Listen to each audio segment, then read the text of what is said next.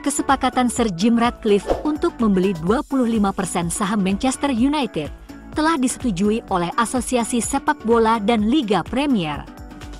Pembelian miliarder Inggris tersebut bernilai sekitar 1,03 miliar pound.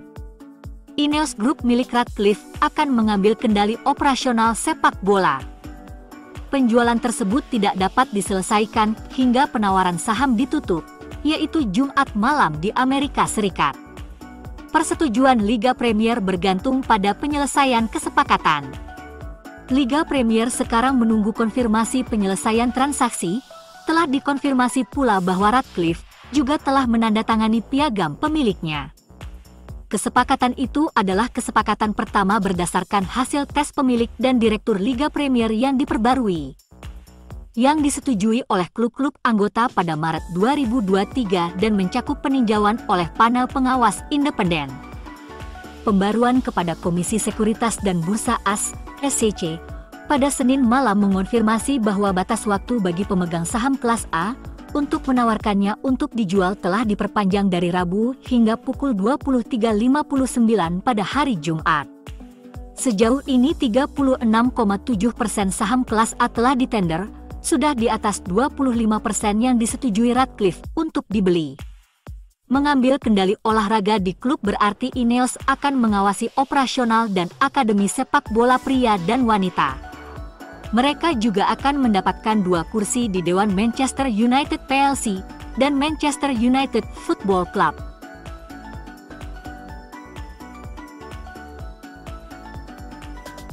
Setelah otoritas IPL meratifikasi kepemilikan Ratcliffe di United, Fabrizio Romano mengabarkan bahwa MU mulai menggencarkan upaya merekrut Dan Ashworth sebagai direktur olahraga.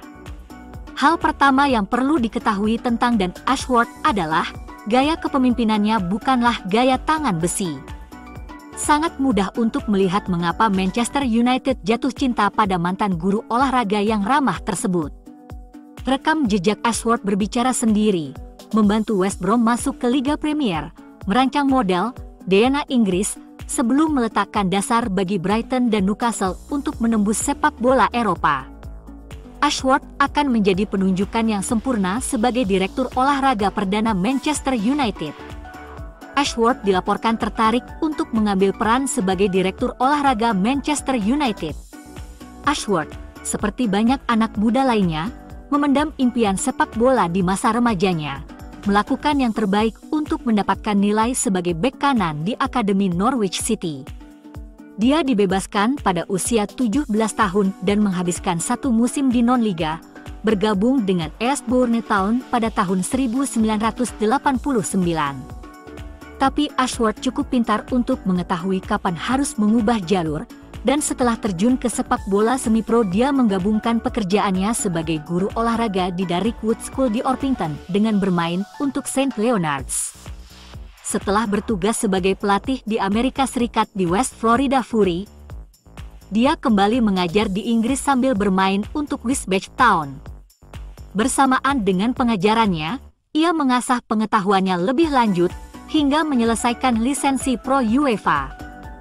Pengaruh Ashworth dalam sepak bola sejak ia dibebaskan oleh Norwich juga ditandai dengan keluarnya lapangan dalam peran administratif dan strategis. Di Peterborough United, pada tahun 2000, dia menjadi direktur akademi, naik pangkat di Cambridgeshire setelah memulai sebagai petugas pendidikan dan kesejahteraan.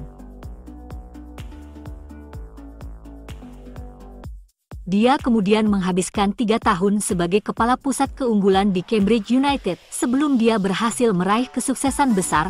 West Brom menginginkannya. Awalnya dia berada di pos akademi, namun pada tahun 2007 dia menjadi direktur olahraga dan teknis yang mengawasi 4 departemen. Ia membantu meringankan beban staf pelatih secara besar-besaran. Perekrutan adalah fokus yang jauh lebih besar baginya dibandingkan saat ini dan orang dalam berbicara tentang The Shire, ruang videonya di West Brom yang terkenal di Black Country karena analisis forensiknya terhadap pemain potensial. Mantan pemain Manchester United, Louis Saha, yakin manajer Erik ten Hag harus mengejar kesepakatan ganda untuk mengontrak Joshua Kimmich dan Alphonso Davies dari Bayern Munich. Pada hari Selasa, Liga Premier memberikan persetujuannya atas akuisisi 25% saham United oleh Sir Jim Ratcliffe, memungkinkan Ineos untuk mengelola operasi sepak bola di Old Trafford. Ratcliffe bertekad membawa perubahan besar di klub untuk membawa klub kembali ke masa kejayaannya dulu.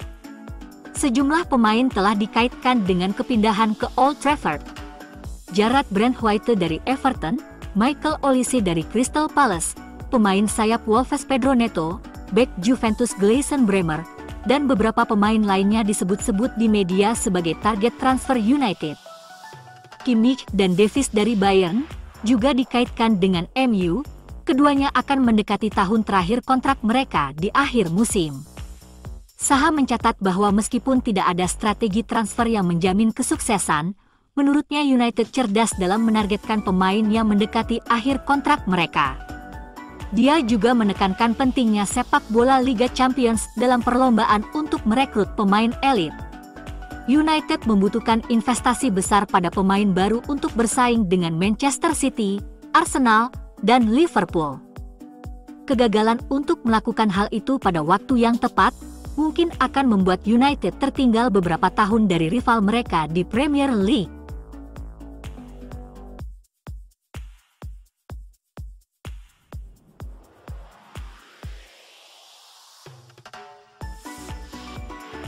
Manchester United adalah salah satu klub yang mengawasi Matthijs de Ligt dari Bayern Munich, menurut Calcio Mercato.